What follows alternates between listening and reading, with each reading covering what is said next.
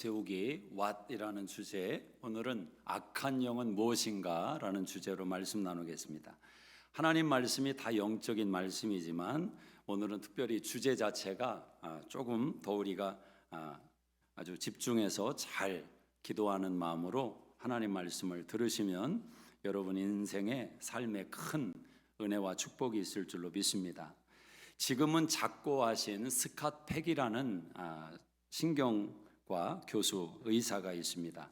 이분이 많은 책을 지어서 일반인들에게도 정신 세계에 대한 그 이해를 도와주었고, 나중에는 그리스도인이 되어서 신앙을 고백하는 그런 사람이 되기도 했습니다. 그의 책 가운데 거짓의 사람들이라는 책이 있습니다.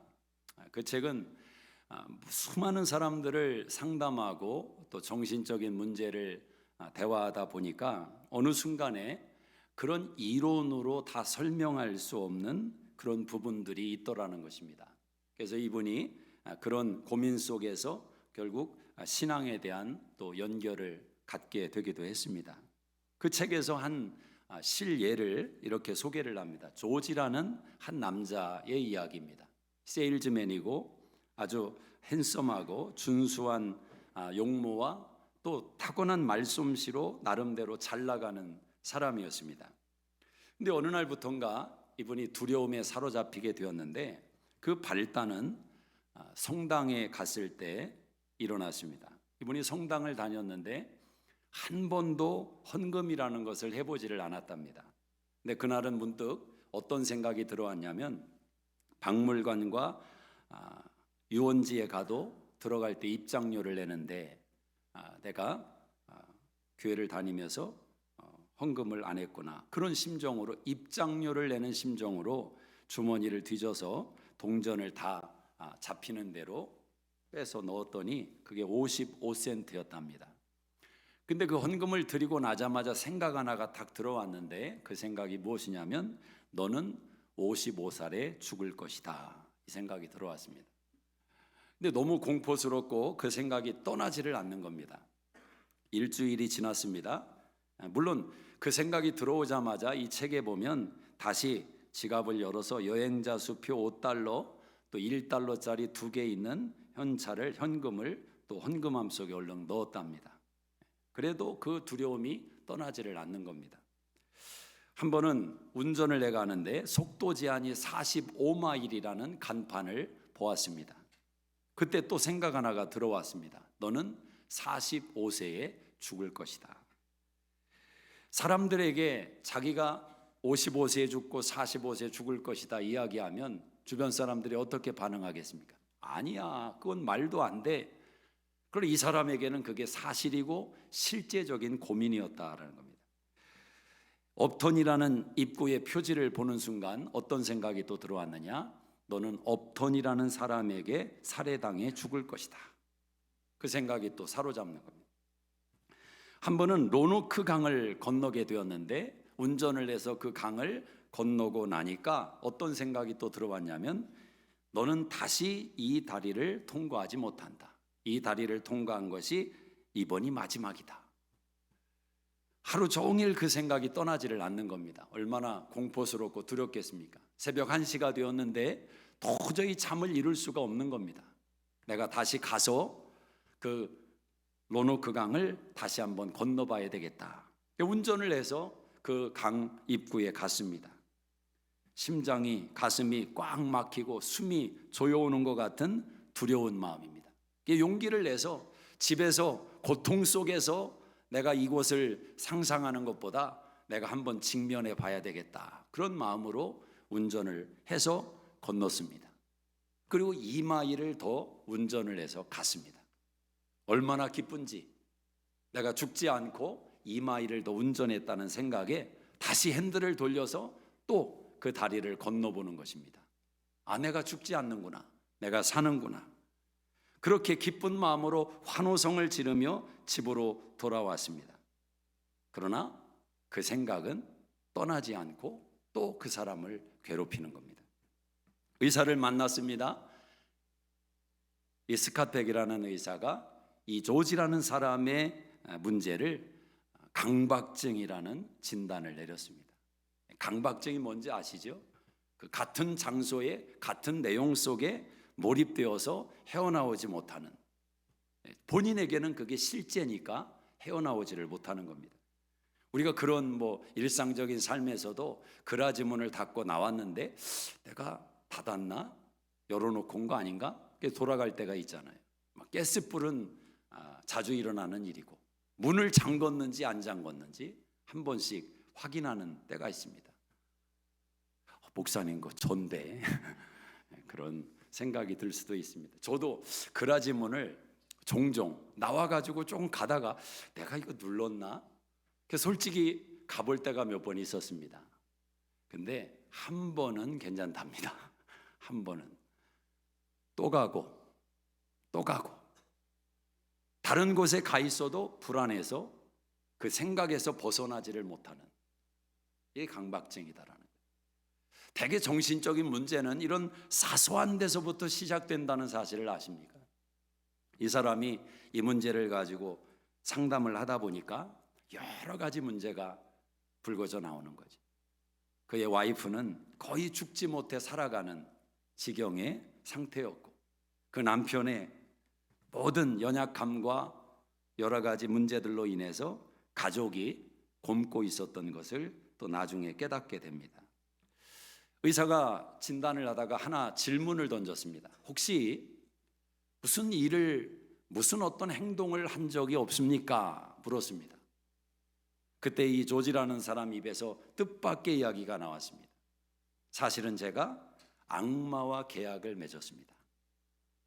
물론 저는 악마를 존재를 믿지는 않습니다. 하지만 제가 뭔가를 해야 됐기 때문에 저는 이 강박증에 이끌려 다시 그곳에 간다면 악마가 내 생각대로 무엇인지 실제로 행하지 않겠느냐, 그 생각이 들어서 제가 악마와 계약을 맺었습니다.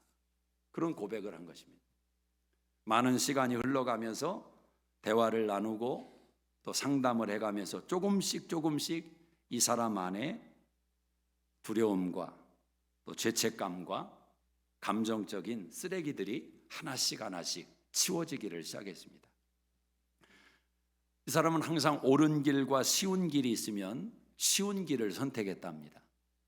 고통을 직면하고 싶지 않아서 굉장히 민감한 성격의 사람이라 계절의 변화에도 민감했고, 자녀들이 성장하는 그 모습에도 민감했고, 자기 존재의 또 무상함에 대해서 남성이지만 굉장히 민감하게 반응했던 사람이라고 합니다. 그러다 보니까 어느 순간 그 고통이, 직면하고자 하는 고통에서 벗어나려 했던 것이 더 큰 고통을 불러오게 된 것입니다. 인생은 고통이 있습니다. 고통과 직면해서 견뎌내고 인내하는 것도 배워야 되는 것입니다. 그래서 먹고 살기 바쁜 사람들은 사실 마음의 병, 우리가 흔히 마음의 감기라고 하는 우울증도 조금 심한 말일 수 있지만, 먹고 살기 바쁘면 우울증이 어디 오냐, 이런 이야기 한 번쯤은 들어보셨을 겁니다. 어찌 보면 삶이라는 자리에서 뭔가 고난을 직면하고 고통을 직면하고 싸워가는 현장 속에서 우리의 정신이 더 바짝바짝 긴장을 하게 되는 것도 사실은 우리 삶의 한 부분이라고 생각합니다. 여러분, 이건 여담이지만 다 건강을 위해서 고민들 하고 건강 위해서 운동도 하고 그렇게 하는데, 사실은 운동의 문제도 아니고 어떤 운동을 할 거냐라는 기호의 문제도 아니고, 저를 개인적으로 생각해 보면서 깨닫는 것은 이건 생각의 문제고 이건 영적인 문제다. 거기까지 저는 좀 생각을 했습니다. 왜냐하면 하나님이 주신 몸을 내가 돌봐야 된다라는 생각만 명확하면 다른 거 필요 없습니다. 멀리 갈 필요도 없습니다. 그냥 시간이 나고 좀 졸음이 오거나 기회가 되면 그 자리에서 앉았다 일어났다 하면 됩니다. 그 자리에서 푸시업 하면 됩니다. 근데 그걸 못 하거든요. 그게 안 되거든요. 왜 안 될까? 의지력이 약해서, 생각에 문제가 있어서. 맞습니다. 그러나 한 번 더 깊이 생각해 보면 내 몸이 하나님의 몸이다. 돌보자. 그럼 좀 달라지지 않을까? 요즘 제가 좀 그 은혜가 왔습니다, 저한테. 그래서 요새는 앉았다 일어나기를 한 번 하면 막 50개씩 해버립니다. 언제까지 하냐? 더 이상 일어나지 못할 때 답이 거기에 있더라고요. 뭐 30개씩 3세트 해라 5세트 해라 소용없습니다. 더 이상 일어나지 못할 때까지. 그 푸시업도 맨바닥에서는 아직 못합니다. 뭔가 책상에 손을 올려놓고 약한 데서부터. 그렇지만 원칙은 뭐냐? 더 이상 일어나지 못할 때까지. 그러니까 믿거나 말거나 여기가 돌덩이가 됐고 다리가 돌덩이가 됐어요. 얼마나 지금 눈도 뭐 눈이 아프네, 떨리네, 혼자 별의별 일이 다 있잖아요. 소용없습니다. 혈관의 문제고, 제가 의사도 다 되더라고요. 뭐 사실 한국에 수술하라는 거의 답밖에 없으니까 제가 알죠. 혈관과 신경이 맞닿는 거예요. 큰 미세한 혈관과 신경이 맞닿는데 방법은 뭐겠습니까? 스트레스 받지 마시고 침 맞으시고 뭐 하시고. 아니에요. 소용없어요. 제가 보니까 앉았다 일어났다 앉았다 일어났다 한 50개 하고 나면요 눈이 맑아지더라고요. 눈이. 제가 경험을 하니까 너무 신기해서 더 이상 못 일어날 때까지 하니까 눈이 맑아지더라고요. 지금 설교가 이상하게 빗나가고 있습니다. 여러분, 다 문제가 어디에 있습니까? 우리 영적인 이 생각 가운데 문제가 있다. 정신적인 문제와 영적인 문제의 그 기준이 뭐냐?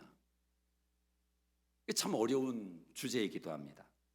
왜냐하면 영적인 문제와 정신적인 문제는 사람 안에 존재하기 때문에 하나로 묶여져 있습니다. 육체도 마찬가지입니다. 왜 여러분이 육체를 돌보셔야 되냐면 육체가 힘들어지면 영적인 문제가 뒤따라옵니다. 사람이 몸이 힘들어지면요 목사 아니라 목사 할아버지라도 기도하는 것도 힘들고 성경 펴는 것도 힘들고 그냥 눕고 싶고 몸이 끌고 간단 말입니다. 몸이. 물론 조금 생각이 더 뛰어나고 영적으로 조금 더 분별하며 서 있으면 그 순간이라도 육체를 쳐서 복종시키려고 하겠죠. 근데 육체를 치는 것이 육체야 복종해라 복종해라 그럴 것만이 아니라 앉았다 일어났다를 해야 된다는 거예요. 그걸 안 하면서 육체를 자꾸 영적으로 끌고 간다고 하니 어느 정도는 되겠지만 한계가 있지 않겠습니까? 정신과 영적인 문제는 연결되어 있다. 물론 모든 정신적인 연약함이 영적인 연약함이다 그렇게 단정하는 것도 위험하기는 합니다. 왜냐하면 어떤 정신적인 문제는 요즘 유행하는 발달된 약의 도움을 받으면 금방 해결됩니다. 깨끗하게 해결됩니다. 그 도움을 받는 것도 지혜죠. 해결되니까. 그러나 어떤 문제에 가면 이 스캇백이 고백한 것처럼 약을 먹어도 안 되고 상담을 해도 안 되고 어떤 방법을 학문적인 방법을 다 동원해도 해결 볼 수 없는 문제가 있더라는 겁니다. 영적인 문제가 있더라는 거예요. 오늘 거라사 광인과 같은 문제가 아니겠습니까? 근데 사실 이 거라사 광인과 같이 그 연약함이 밖으로 드러난 사람은 오히려 약한 겁니다. 정말 악한 영의 역사는 뭐냐? 드러나지 않아요. 드러나지 않아요. 이 스캇백 저자는 자기가 볼 때 정말 악한 사람을 두 가지의 감정을 가지고 있는 사람으로 묘사를 합니다. 누군가를 만났습니다. 교제를 하고 대화를 하고 함께 삶을 영위하는데 만나기만 하면 내 감정 안에서 혐오감이 일어나는 겁니다. 혐오감. 너무 싫은 거예요.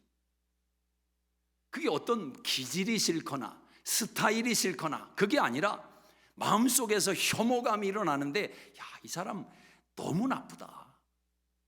참 이거 너무 저질적이다, 악하다, 이 혐오감이 감정 속에서 일어난다. 또 두 번째는 혼돈을 일으키는 사람, 감정에 막 혼돈이 일어나는 거. 굉장히 착한 사람으로 알았는데 이 사람이 이런 면이 있나? 너무 악한 모습을 보는 거지. 너무 믿음이 좋은 사람으로 생각을 했는데 어느 순간 보니까 세상에 이렇게 세상적인 가치관의 사고를 가지고 있는 사람이 없더라. 혼돈이 일어나는 거예요. 그런 악함은 겉으로 드러나지도 않습니다. 여러분, 칼 마르크스의 사상 가운데 악한 영이 임했습니다. 그래서 그 악한 영이 쓰게 하는 대로 책을 한 권 냈습니다. 그 책 한 권 때문에 지구상의 3분의 1이 피로 물들어 버렸습니다. 근데 어느 누구도 칼 마르크스가 악한 영의 귀신에게 사로잡혔다 이렇게 말하지 않습니다. 지금도 내노라 하는 유명 대학교의 교수님들이, 학생들이 칼 마르크스의 사상을 배우려 하고 그의 정신을 배우려 하고, 광인처럼 정신을 잃어버리고 미쳐버리면 차라리 낫겠는데 그 속에 잠재되어 있는 그 악한 영의 역사는 끊임없이 세대를 거슬러 역사하더라는 거죠. 이 저자가 결과론적으로 하는 이야기는 이겁니다. 악은 존재한다. 사실 정신과 의사의 입에서 그런 말이 나오는 거 쉽지는 않습니다. 학문에 깊이 빠졌던 사람들에게서 그런 영적인 것을 인정한다는 것은 그 학문 세계에서는 부끄러운 일이기 때문에 쉽지 않은 고백입니다. 고백할 수밖에 없는 겁니다. 있더라는 것입니다. 성경에서 사단의 존재를 말하죠. 에스겔 28장 15절에 사단은 원래 하나님이 지으셨고 그의 모든 길에 완전했던 천사라고 이야기합니다. 하나님이 잘 지으셨어요. 근데 어떤 이유인지 이 사단이 교만함으로 타락했습니다. 이사야 14장 13절에 어떤 사고를 사단이 먹게 됐느냐. 내가 하늘에 올라 하나님의 뭇별 위에 나의 보좌를 높이리라. 나의 보좌를 높이리라. 지극히 높으니와 내가 같아지리라. 한마디로 하나님과 같이 되겠다. 사단이 그 마음을 품었습니다. 요한계시록 12장 4절에 타락한 천사들을 몰고 이 세상에 공중의 권세 잡은 자로 군림하기를 시작합니다. 아담을 속이고 하와를 속이고 가인을 속여서 동생을 죽이게 만들고 수많은 인생들을 속여서 자신의 목적과 영광을 지금까지 착복하고 있습니다. 여러분, 인생의 이 문제를 인정하지 않는다면 하나님께서 우리를 만드시고 한 인생과 가정을 통해서 하나님이 기대하시는 그 놀라운 하나님의 계획과 섭리의 축복을 누리는 데 있어서 우리가 떨어질 수 있다는 것을 깨달으셔야 됩니다. 하나님의 자녀이지만 하나님의 자녀임에도 불구하고 주어진 인생 속에서 하나님께 반응하지 못하는 생애를 살 수도 있다. 불행이죠. 요한일서 3장 8절에 보면 예수님이 이 땅에 오신 목적을 요한은 이렇게 말합니다. 마귀의 일을 멸하려 하심이라. 마귀의 일을 멸하려 하심이라. 우리는 예수님이 십자가에 달려 죽으시기에 오신 것을 압니다. 그러나 요한은 그것을 이렇게 묘사한단 말입니다. 마귀의 일을 멸하기 위해서. 사단 마귀는 지금도 십자가의 복음을 믿지 못하도록 가로막는 역할을 하고, 지금도 사단 마귀는 하나님께 영광 돌리는 삶을 살지 못하도록 역사하고, 지금도 사단 마귀는 하나님의 자녀들이 권세로 이 땅 가운데 누리는 풍성한 삶의 은혜와 기쁨과 축복과 평안을 누리지 못하게 만들고, 지금도 마귀는 일하고 있다는 것입니다. 그래서 오늘 우리에게 영적인 깨달음과 민감함과 분별함이 그래서 필요한 것입니다. 구원은 죄와 사망으로부터 구원을 받는 것입니다. 로마서 8장 1절 말씀처럼 더 이상 사망의 법이 우리를 주장할 수 없는 것입니다. 이게 구원입니다. 근데 여러분, 구원은 그것으로 끝나는 것이 아니라 구원받은 관계성의 실제의 경험은 지금도 컨티뉴 지속되고 있다는 겁니다. 우리가 하나님의 자녀가 되었지만 그 자녀의 수준에 이르지 못했습니다. 그래서 오늘도 우리는 영적인 공격과 영적인 싸움의 전선에 서 있다는 것을 깨달아야 된다는 거죠. 내가 알든 알지 못하든, 내가 당하든 당하지 않든 우리는 최전선에 서 있다라는 거죠. 지난밤에 여러분이 왜 부인과 남편과 아내 사이에 소리 지르며 왜 싸운지 아십니까? 돈 때문에? 큰아들 때문에? 그건 현상이고 그 속에 마귀의 간교함이 역사하고 있다. 마귀는 나누는 것이 목적이니까, 분열시키는 것이 목적이니까 사랑의 관계를 허락하지 않습니다. 하나 되는 것을 허락하지 않습니다. 자기 목적을 위해서만 하나 되라는 겁니다. 나에게 영광 돌리고 하나님을 등지는 그 일만을 위해서 하나 되지, 너희가 하나님께 영광 돌리기 위해서 하나님이 창조하신 그 본연의 기쁨과 평안과 행복을 맛보기 위해서 하나 되는 것, 나는 그건 두 눈 뜨고 못 본다는 겁니다. 그래서 우리는 속고 살아가는 것입니다. 죄의 흔적이 남아있고 죄의 게릴라가 남아있고 죄의 영향력이 남아있다라는 것입니다. 어찌하든지 사단은 분열시키고 나누고 요한복음 10장 10절의 말씀처럼 죽이고 멸망시키는 것, 이게 목적입니다. 목적이 분명합니다. 우리 예수님의 목적은 무엇입니까? 생명을 주시고 더 풍성케 하시는 것. 과거에 대해서는 감사하고 현재에 대해서는 만족하고 미래를 기대하라. 이 그리스도인의 인생관은 전적인 전 인생을 다 두르고 있는 것입니다.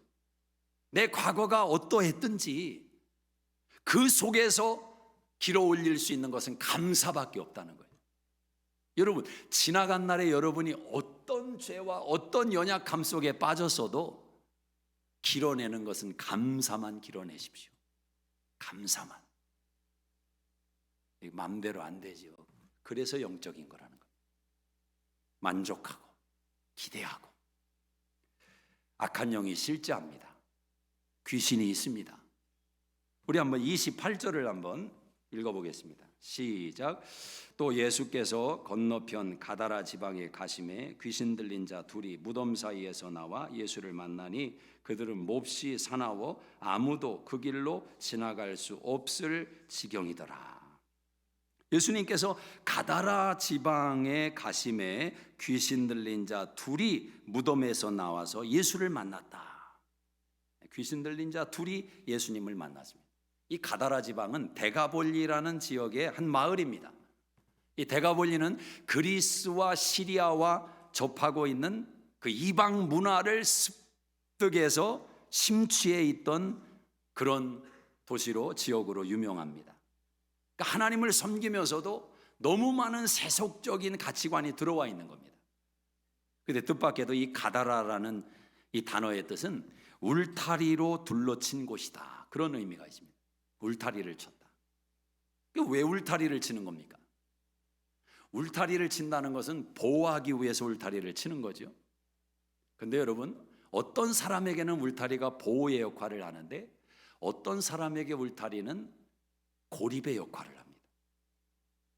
도둑이 오는 것을 막기 위해서 울타리를 쳤는데, 분명 그렇게 쳤는데 나중에는 내가 세상으로 나가지 못하는 내가 만든 고립의 울타리, 그게 울타리가 된단 말이에요.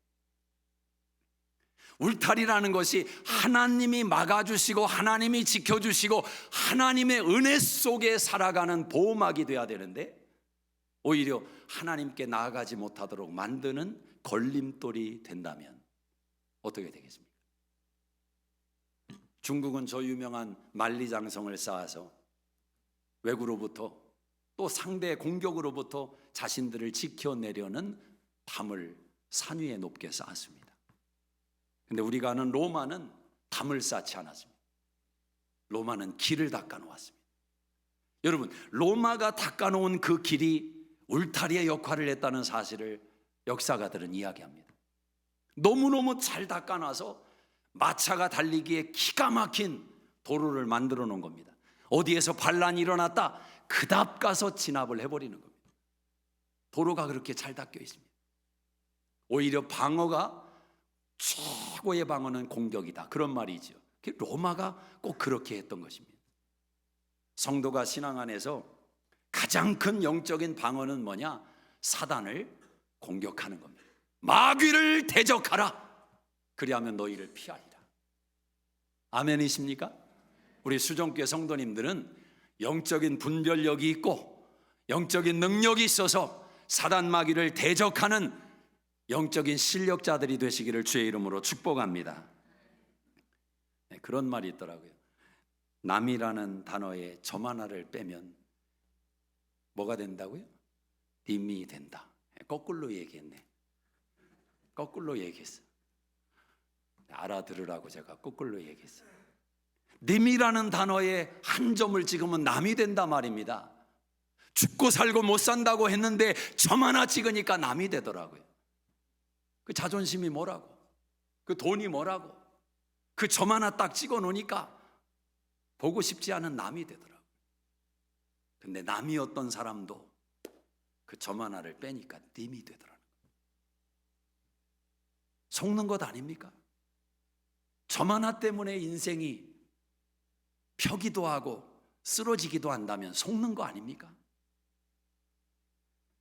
오늘 이들이 주거지로 살고 있던 곳이 어딘가 봤더니 무덤이었습니다. 여러분, 귀신은 무덤을 좋아합니다.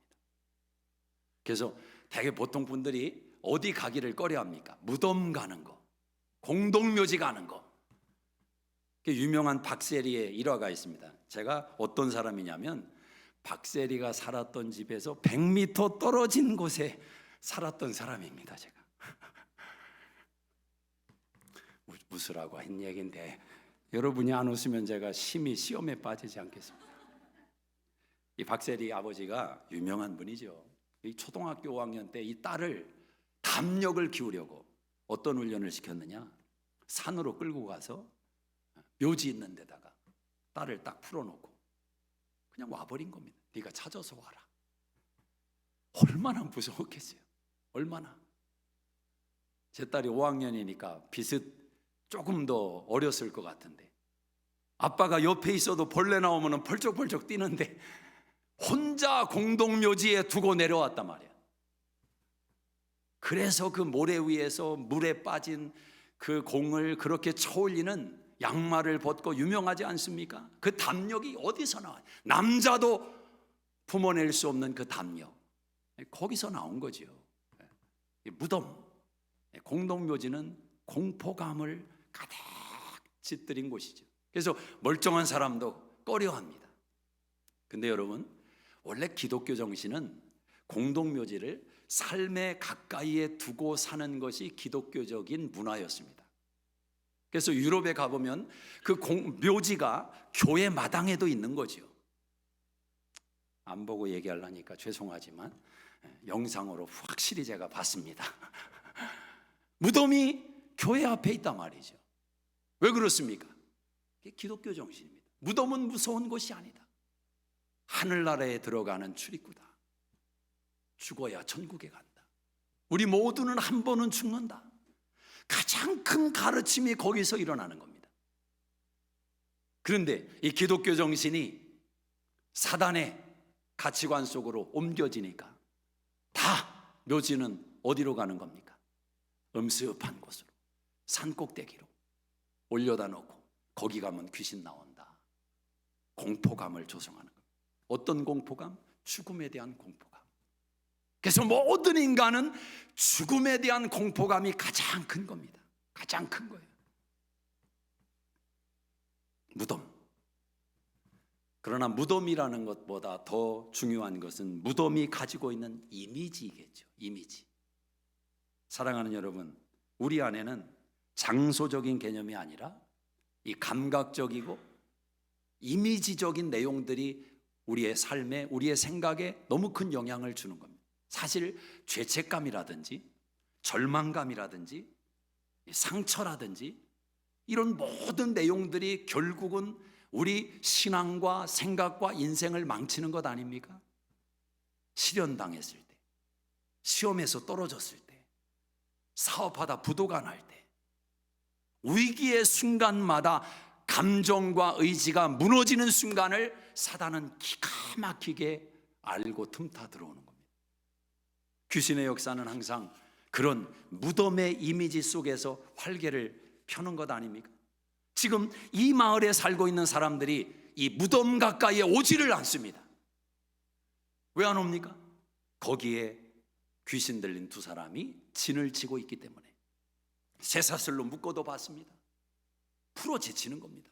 어디서 힘이 나는지 소리를 질러대는 겁니다. 도대체가 무서워서 그 무덤은 갈 수가 없습니다. 그런데 오늘 본문에 보니까 그 무덤을 누가 가시느냐? 예수님이 무덤을 지나가시더라. 여러분 아십니까? 예수님은 귀신이 나올 만한 곳만 찾아가십니다. 예수님은 귀신 나오는 곳을 좋아합니다. 우리는 밝은 곳을 좋아하는데 예수님은 어두운 곳을 좋아합니다. 목사님 그거 너무 나가신 거 아닌가요?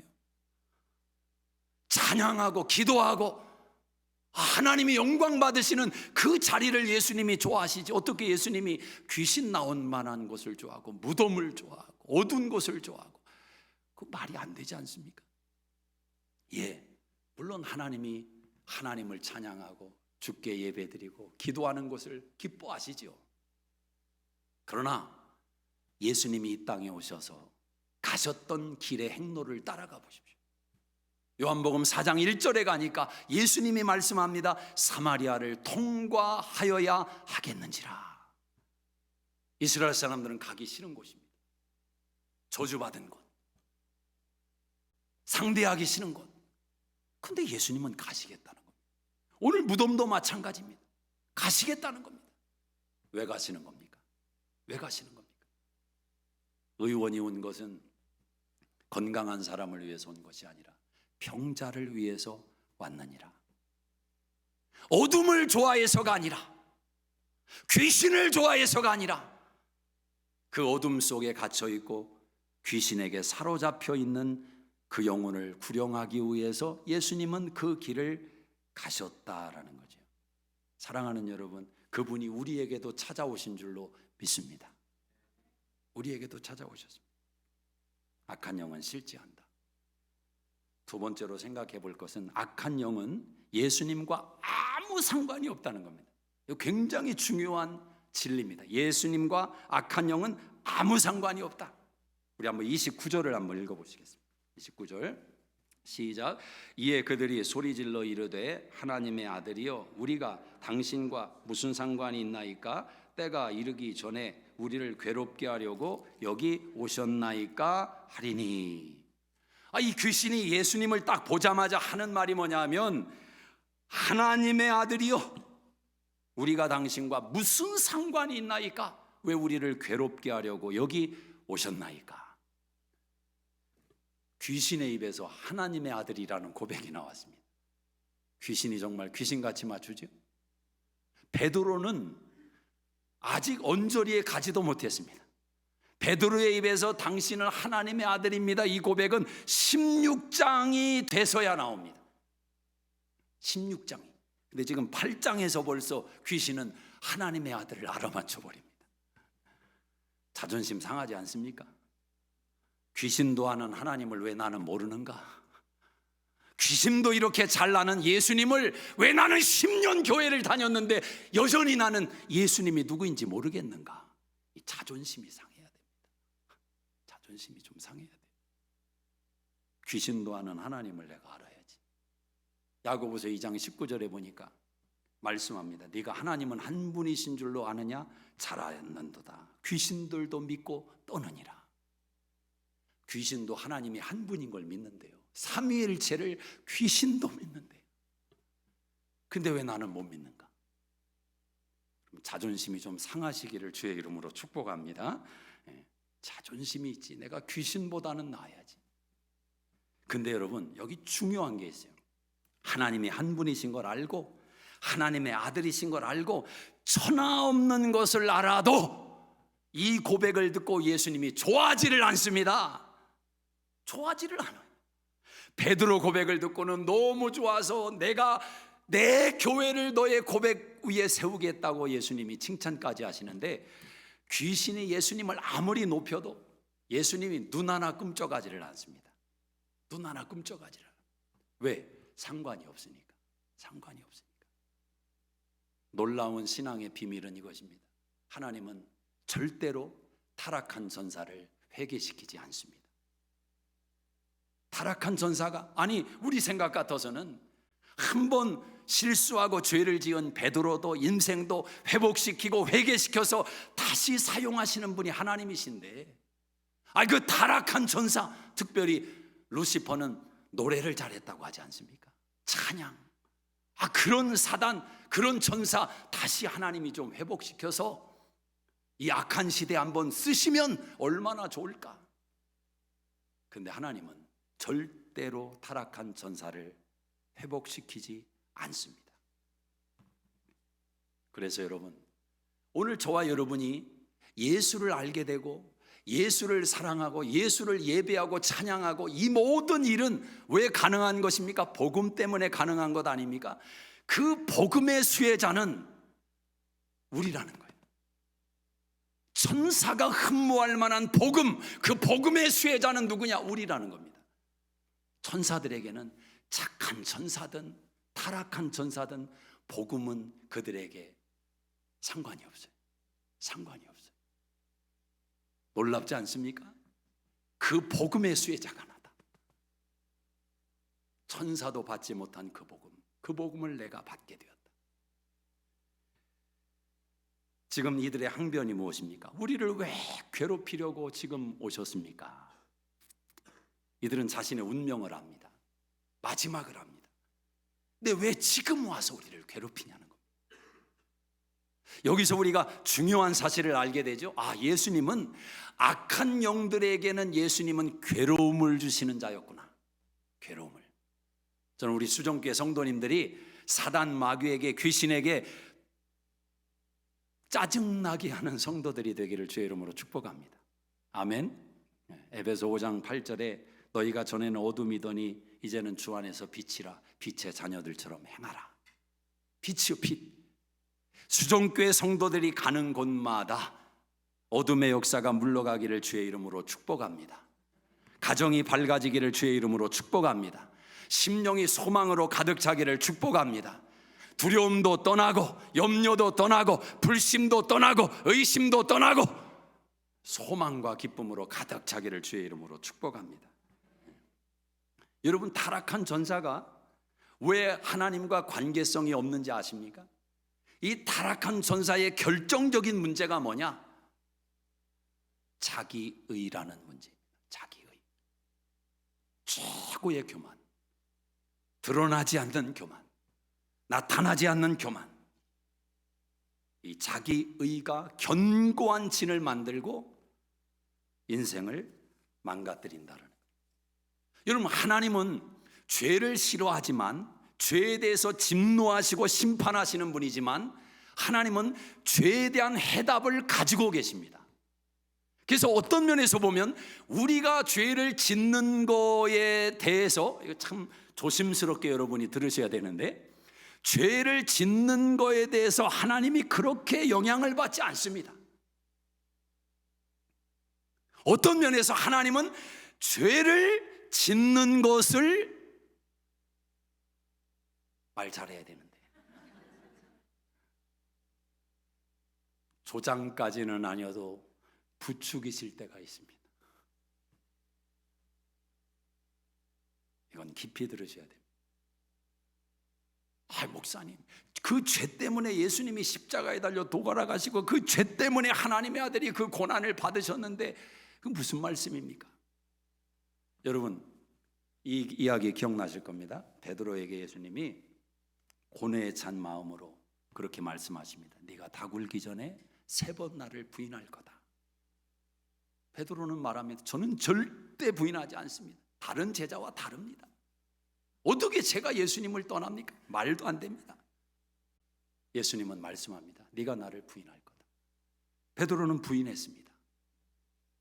그리고 그 부인 후에 예수님을 다시 만나고 베드로가 초대교회에 협격한 하나님의 교회의 기둥이 됩니다. 결과론적으로 물론 접근을 한 거죠.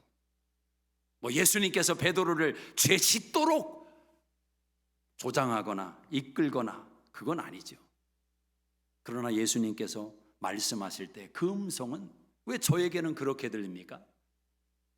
베드로야, 너 죄 안 짓는다고? 너 정말 나를 떠나지 않는다고? 아니야. 너는 죄를 져야 돼. 아니, 죄를 지을 거야. 저는 그렇게 들립니다. 왜 그 음성이 은혜가 되냐면 복음이 있기 때문에 그런 거죠.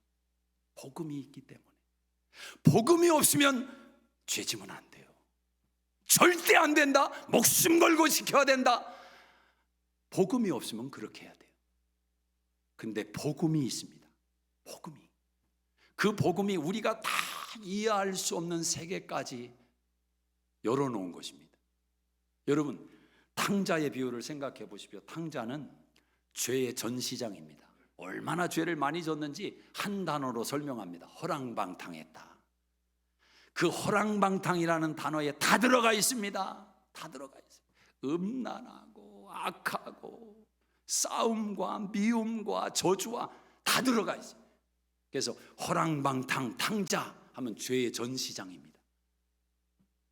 그런데 그 탕자가 아버지에게 나오니까 그 많았던 죄가 한순간에 다 해결됩니다. 묻지도 않아요. 돈 다 썼냐? 묻지도 않아요. 무슨 죄 졌냐? 묻지도 않아요. 다 해결돼. 가락지 끼우고 채색 옷 입히고 너는 한 번도 내 아들이 아니었던 적이 없다.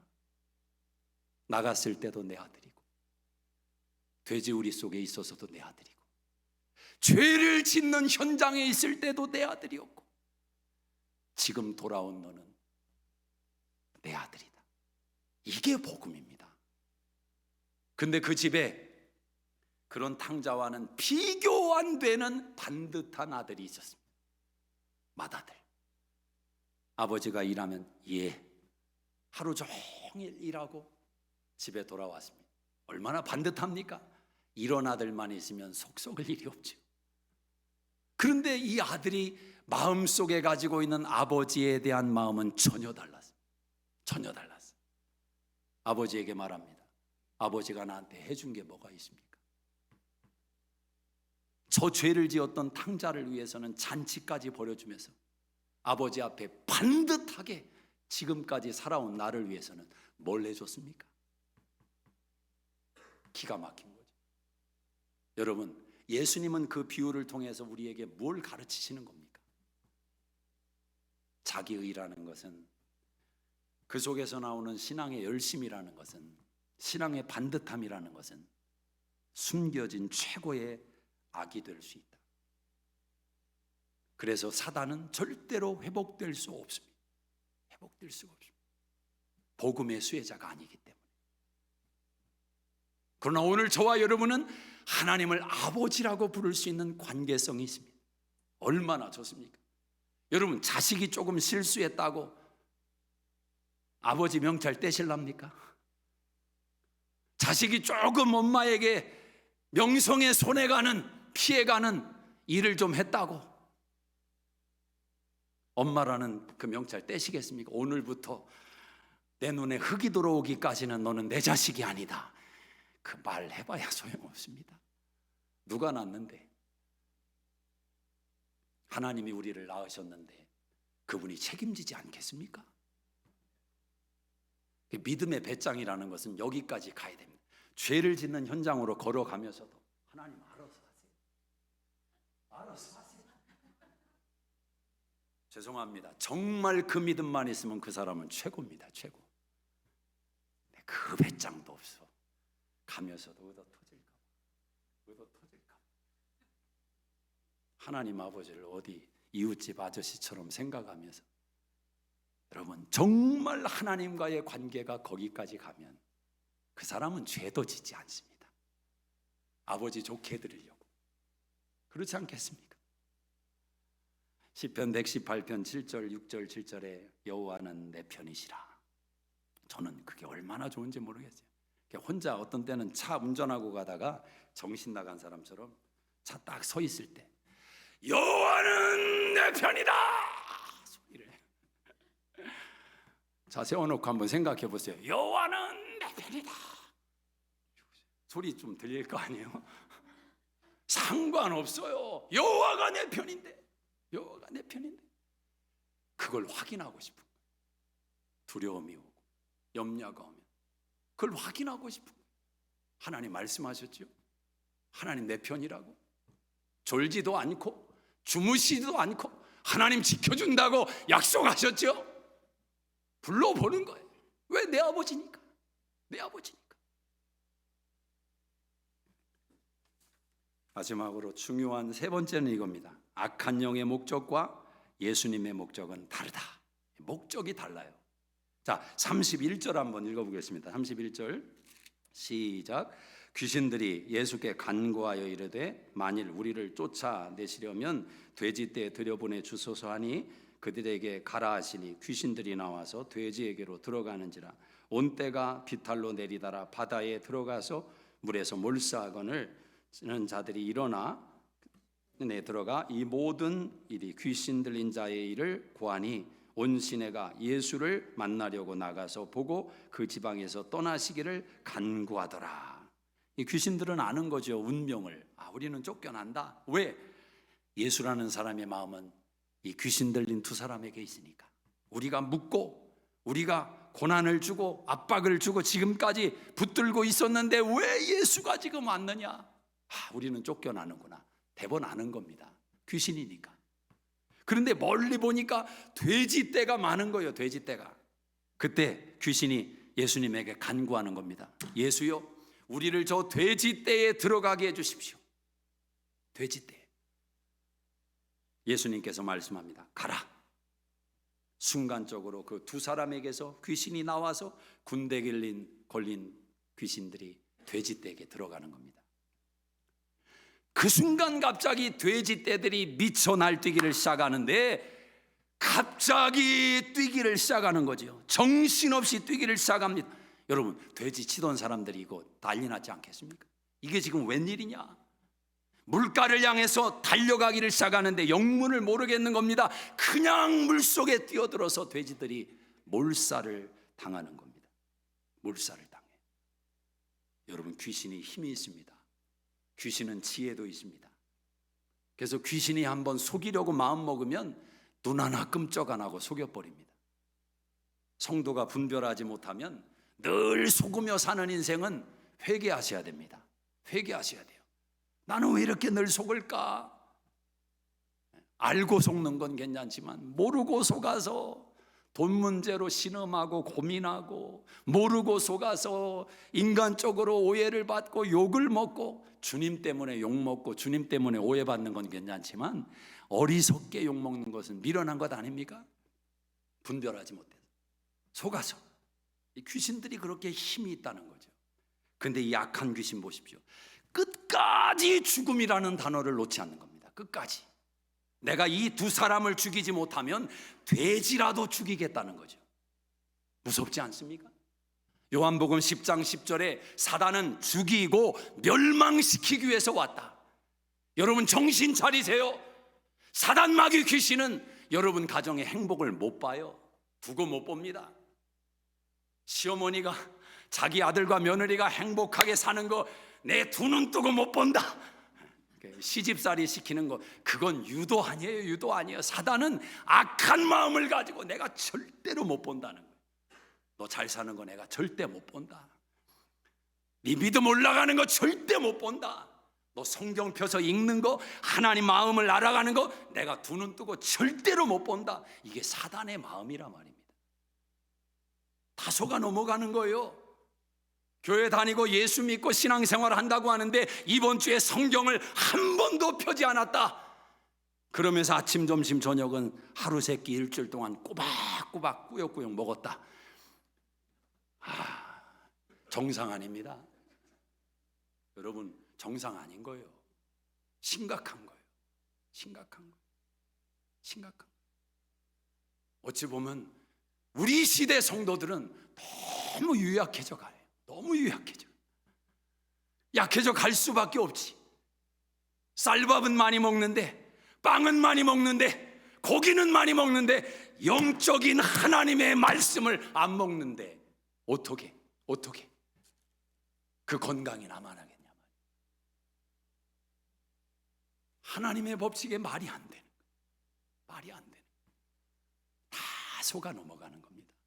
시간이 없고 바쁘고 모르고 사단이 그렇게 속여버리고 있는데 너무 잘 속는 거죠. 너무 잘 속는 거죠. 이 성경 한 번 읽으면 100만 불짜리 혜택을 받을 수 있는 10가지의 비법이 성경 속에 들어있다. 그러면 머리띠 두르고 밥 안 먹어가면서 그렇게 3박 4일 꼬박 성경 읽을 거래요 아마. 영생이 있다고 하는데도 영생이 와닿지 않는 거예요. 너무 멀게 느껴지니까. 죄송합니다 여러분. 실제입니다. 심각한 겁니다. 악한 영은 끝까지 물고 늘어집니다. 그런데 이 돼지떼에게 들어가서 죽는 게 그게 목적이 아니었어요. 이 귀신들의 목적은 뭐냐? 그 결과로 인해서 어떤 반응이 일어났느냐? 마지막 절을 보세요. 34절 한번 읽습니다. 시작. 온 시내가 예수를 만나려고 나가서 보고 그 지방에서 떠나시기를 간구하더라. 아니, 귀신 들려서 자기들이 쇠사슬로 묶어놨던 사람이 정신이 온전해지고 옷을 입고 앉아있는데 돼지들은 뛰어들어가서 물속에 죽어있고 뭐 신비한 상황이기는 하지만 그 장면 속에서 인간이라면 깨달은 게 있어야 되지 않습니까? 야, 이 예수가 도대체 누구냐? 아니 어떻게 이런 일이 가능하냐? 예수님이 도대체 누구인 거냐? 이 귀신 들린 사람들의 문제를 해결한 사람이 예수라면 지금 우리 가정에도 문제가 있고 내 인생에도 이런 갈급한 문제가 있고 답답한 문제가 있는데 예수님이 우리 집에 와야 되는구나. 예수님 우리 집으로 가십시다. 내 문제를 좀 해결해 주세요. 이게 정상적인 반응 아닙니까? 근데 이 사람들은 어떻게 했느냐? 예수님 우리 마을에서 나가요. 여기 하루도 머물지 말고 나가요. 아무리 생각해도 이해가 안 되는 거예요. 왜 이럴까? 아하, 이유가 있었어요. 손해봤다는 겁니다. 돼지떼가 다 죽었어요. 이 예수가 우리 마을에 있으면 옆집 돼지떼 죽었는데 내일은 우리 집 돼지떼 죽는 거 아닌가? 손해봤다는 거예요. 사랑하는 여러분, 왜 속는지 아십니까? 사단이 이 미끼를 던지는 겁니다. 이 미끼를 던지는 거예요. 예수 열심히 믿고 주님에게 가까이 가고 그게 너한테 뭐 유익하냐는 거지. 너 그렇게 해서 눈에 보이는 거 뭐 좀 늘었냐? 돼지가 더 많아졌냐? 오히려 너 그렇게 예수 사랑한다고 하더니 요즘 보니까 조금 고민 많아졌더라. 요즘 내가 보니까 별로 행복해 보이지 않더라. 자꾸 손해가 보이도록 만들어 버리는 거예요. 이거 해야 되는데 저거 해야 되는데. 사랑하는 여러분, 그 사단의 거짓말을 단칼에 베어버릴 수 있는 능력이 어디에 있느냐? 복음입니다. 하나님은 우리를 위해서 당신의 하나밖에 없는 아들을 내주셨어요. 이런 손해가 어디에 있습니까? 세상에 이런 손해가 어디에 있어요? 나와보라고 해요. 나와보라고. 목사님, 어떤 사람은 예수님 때문에 복음 전하다가요, 아들도 죽고 딸도 죽고요, 와이프도 죽고요. 너무너무 불쌍한 거 아니에요? 우리 눈에는 사실 그렇게 보일 수밖에 없죠. 연약하니까. 그런데 하나님의 아들이 죽으셨다는 그 손해 앞에서는 그런 분들도 다 위로받다. 그래서 간증하고 그 사람들의 고백을 통해서 또 많은 사람들이 도전을 받고 복음의 위대함과 복음의 영광과 복음의 능력 앞에 서게 되고.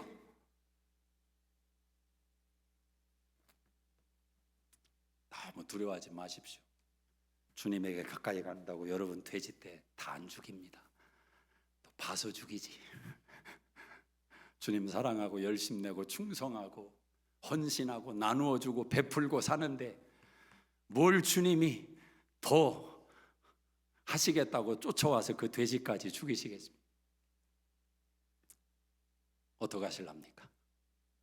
악한 영에게 속아서 남은 생에 그냥저냥 사시다가 돼지와 뒹굴고 사시다가 주님 앞에 서서 무슨 말을 하시겠습니까? 무슨 말을? 기도하겠습니다.